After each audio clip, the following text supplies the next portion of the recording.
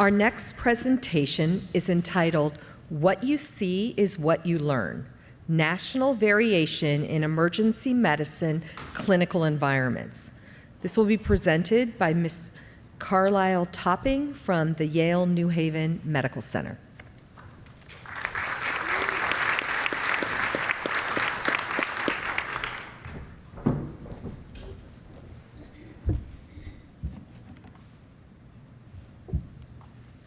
Thank you so much, Dr. Promise, for that introduction. I'm very excited and honored to present our research here today. My name's Carly. I'm a medical student at Yale. Disclosures include myself receiving an SAEM and RAMS grant, as well as corresponding author Dr. Wallace Carter, sitting on the ACGME Board of Directors. Our research is in the context of emergency medicine being a rapidly changing specialty. Many of you are familiar with the 2021 ACEP workforce report predicting a surplus of 8,000 physicians by 2030. And this is partially due to an increase of emergency medicine residencies, in which there has been an increase of 117 to 287 residencies from 2001 to 2024. And included in this is a considerable rise in for-profit affiliated EM residency programs, in which the number has jumped from 1 to 31 from 2001 to 2023. The clinical environment of emergency medicine has also changed substantially during this time, in which patients are sicker, more complicated, there's more technology being utilized, and there's more regionalization of critical care services. There's also an increase of ED volume. The current EM residency ACGME volume requirement, established in 1995, requires that primary sites need an annual emergency department volume of 30,000 visits per year. And this was when the national ED volume was 97 million patients per year. The recently proposed guidelines require there to be a volume of 3,000 patients per resident throughout the residency program. And this is in the context of volume jumping dramatically to 155 million patients per year. Of course, evolving clinical trends with the expansion of residency programs underscores the need for updates of ACGME residency standards. In our study, we sought to understand the current variation of EM residency program volumes. Our objectives were specifically to characterize the current EM primary site volume and the residency program patient volume per resident based on the current and proposed ACGME requirements, with stratification by residency length, rurality, academic status, ownership type, and founding year. To do this, we linked residency and hospital information.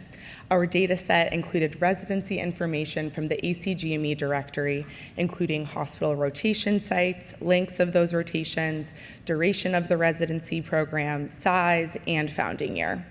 And we used hospital data from the 2023 American Hospital Association annual survey, including ED visit volume, AAMC Council of Teaching Hospital designation, ownership status, and hospital zip code. We finally linked hospital zip codes to the rural-urban commuting area code data.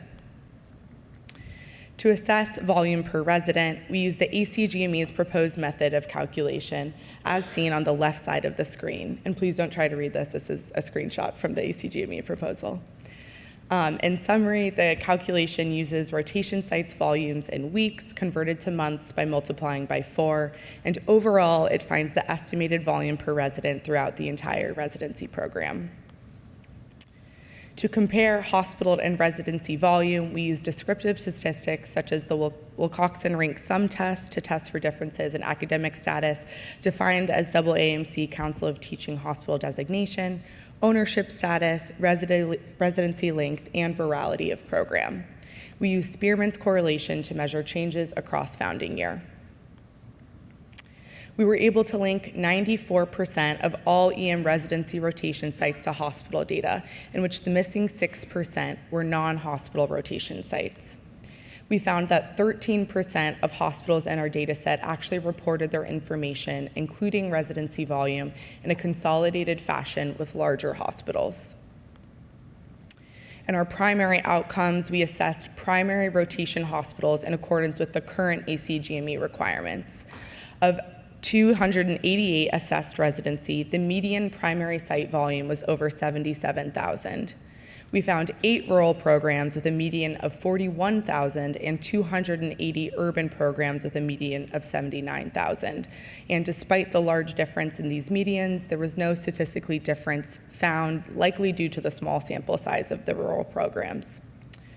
54 total programs were 4 years and 234 were 3-year programs, both with medians of over 77,000 that did not show statistical significant difference. We found 139 academic hospitals, 149 non-academic hospitals, in which academic status was associated with a statistically higher median volume of over 96,000 compared to non-academic median volume of 61,000. And we found 188 nonprofit hospitals and 33 for-profit hospitals, in which nonprofit status was associated with a statistically higher median volume of 82,000 compared to for-profit status median of 61,000. In the distribution of primary program residency volumes, we found that 15 programs fell beneath the ACGME requirement of 30,000. We also found an overall significant decline in 2023 primary site ED volumes depending on residency founding year, in which the medians in the 1980s were mostly around 80,000 and the medians during the last decade were mostly around 60,000.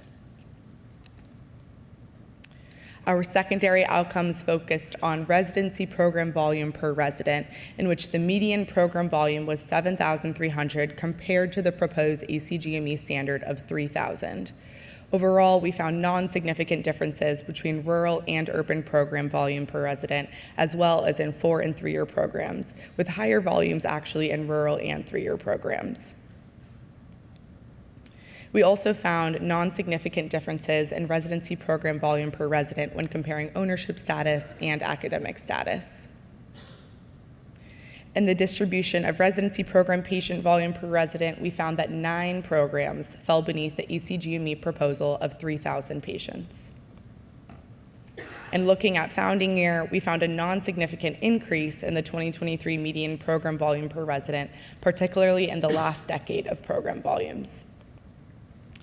Limitations in these program volumes numbers include a steady consolidation of hospitals, in which there has been an increase of hospitals that report in a consolidated fashion in clinical operations, leading to falsely elevated program volumes.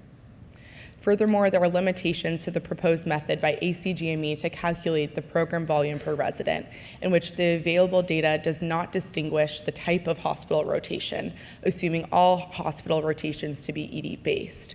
Of course, non-ED time should be accounted for, and if this data is not universally available, then we suggest at least accounting for minimum off-service time that may be falsely elevating these numbers.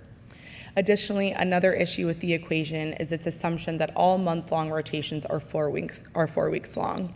Programs that may follow a calendar month model, and there are 4.35 weeks in a month on average, so assuming that all programs follow 4 weeks would underestimate program volumes at these programs. There also isn't accounting for non-physician practitioners or attendings that see patients independently. Overall, we found that 94% of residencies currently meet the current ACGME standard of having a primary site volume of over 30,000 visits per year, with a median volume of over double the minimum requirement. We also found significantly higher volumes in academic, nonprofit, and older residency programs. We found that 97% of residencies meet the proposed ACGME requirement of a program volume per resident of 3,000 patients, with a median program volume per resident also over double the proposed requirement. Therefore, if the goal of the updated program volume threshold was to widely raise the bar for emergency medicine residency programs, this new threshold fails to do this and warrants a re-examination of the patient threshold value. We also found similar program volumes per resident in 3- and 4-year, rural and urban, academic and non-academic, as well as between nonprofit and for-profit residencies. This may reassure rural programs that adapting the proposed requirement would not lead to mass de-accreditation or furthering emergency medicine attrition rate in rural areas. The next step of this research include delving into the types of patients seen at residencies instead of just looking at volume. Regionalization of critical care services has led to differing acuity and complexity of patients depending on hospital location. There may be an important relationship between visit volume and clinical makeup, and we are exploring this pattern in the distribution of stroke care and PCI access of emergency medicine residency programs. Thank you very much to my mentor and PI, Dr. Venkatesh, for his wisdom throughout this project, as well as for the guidance from Dr. Gettle, Dr. Goldflam, Dr. Carter, and our amazing statistician, Craig Rothenberg. I'm also incredibly appreciative to the Yale School of Medicine Office of Student Research, as well as the Ali and Danielle Raja Award and the SAEM Rams Foundation Grant for supporting this research. Thank you.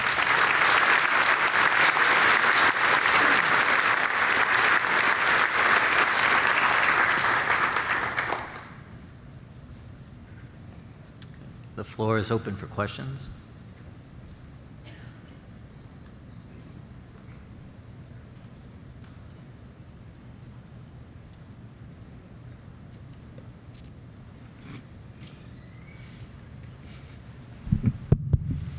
Hi, Amir, also from Yale.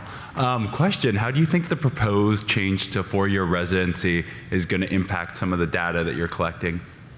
Yeah, that's a great question, and go Bulldogs. I think we were really focusing on volume, and we also want to clarify that we understand that the proposal to go to 4 years was very complicated and did not just focus on volume. We do think that increasing programs to 4 years would allow residents to see more patients and would therefore be above that 3,000 value even easier than we're seeing now. But again, we are showing that almost all programs already meet this volume even as 3-year programs. Thank you. Hi there, Andra Blomkamp from Stanford University. Great talk. I believe I heard you mention that the 6% of residency programs that did not meet the threshold might call for a reassessment of the threshold with the ACGME. And I want to know, why did you choose that tactic rather than, or that direction, rather than maybe 6% of the residency programs shouldn't be programs? That's a great question. And again, I think I just want to echo that I know that this is a very complex decision by the ACGME, and we're really just looking at this small facet of volume. And I think that the broader question is, what exactly should we be looking at for residency programs? Is it this cutoff number, or is it kind of broader competency-based medical education that isn't focusing just on this number that, as I've shown, the calculation is actually very complex and isn't maybe targeting what we want it to target? Great. I just want to recognize a medical student at a plenary session is just amazing. So congratulations.